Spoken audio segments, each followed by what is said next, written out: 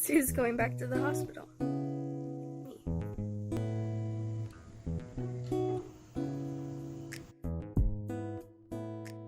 Hey guys.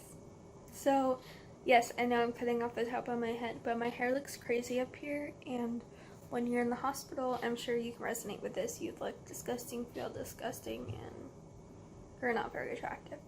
But yeah, back in the hospital. So happy. Not. That was the biggest amount of sarcasm ever. So if you've been following me, on Wednesday I had a port revision surgery, so I got admitted Tuesday night, and then surgery on Wednesday and discharged on Thursday, like Thursday afternoon. And then less than 24 hours after getting discharged, I landed in the ER. So first thing is, I've had 2 previous port surgeries, one to place this specific port and one to revise it. This is now the second revisement surgery.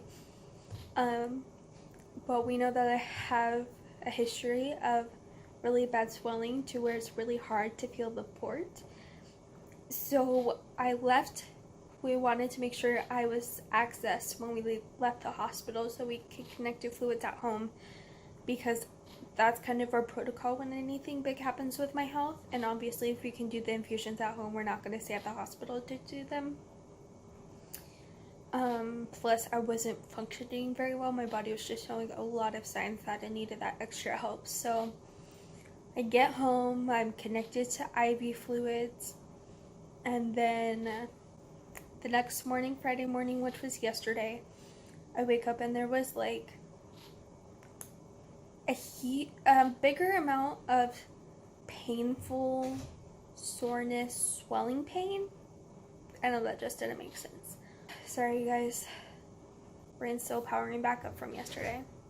Anyways, so it felt like it could possibly be infiltrated, but I originally thought it's just because I needed pain meds of ibuprofen that the hospital prescribed to me, which I'm not going to get into that. That only took the edge off. So I was like, let's pause the infusion and see if a lot of that painful pressure goes down, and it did. So that led us to think it was infiltrated, and when my mom went to see what was happening, then she tried to see if she could push the needle in a little bit more, and it just like popped out basically, and fluid came out. So I guess I should kind of explain what I mean by infiltrated. So I was infusing fluids, and at some point along the road, along the night, like we don't know when it happened, the needle came out of the port just enough to where the fluid that was supposed to go in my port, instead all that fluid went around my port device. So I was very, very, very swollen. No one could feel my port. No one. And like I said, my body was showing a lot of signs I needed fluids. I felt very lightheaded. I was in and out of it. I was completely like I had a conversation with my mom that I don't even remember what I said, and like I couldn't answer questions very easily. Every time I got up, I got super duper woozy, and there was a lot of other symptoms that I won't get into, but it was really kind of scary. Looking back, it was scary in that moment. I don't know. I was just so out of it in that moment. So we went to the ER because we knew I needed fluids, and we knew that if my port could get access with this much swelling, it would most likely be someone at the hospital with a lot of experience. Okay, sorry.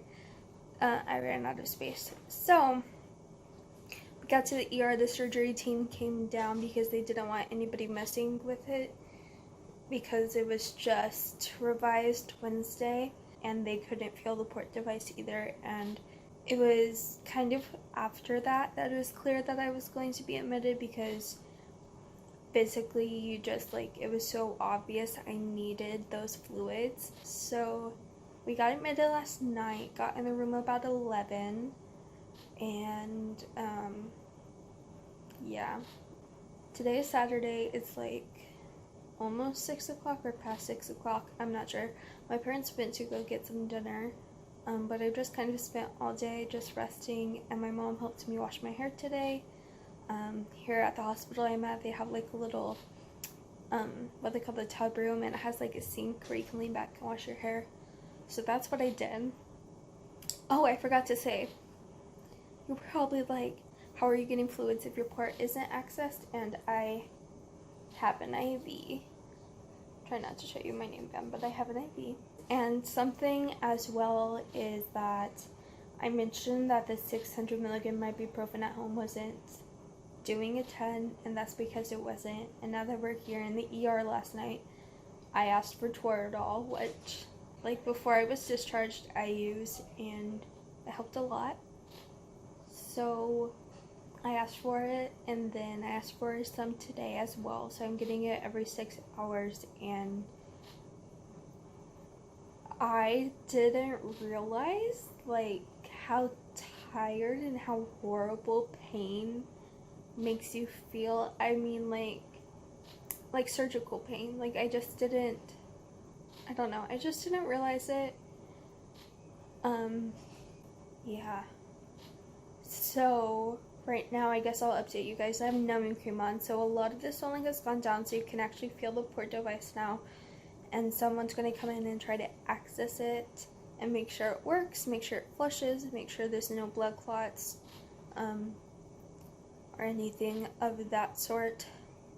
And so, like, if they get moving, I could technically be discharged tonight, but I'm thinking of staying at least one more day for pain control. So, yeah.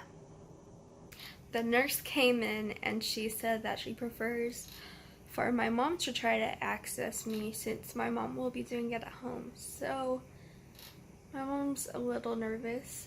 I know that. Yeah, so it's gonna be a learning game, because, like, even though it's the same port device, it's like kind of relearning it, because the placement, not like this side change, but like where it's attached to and how deep it is inside of me. So I think I said it's attached to the fascia. But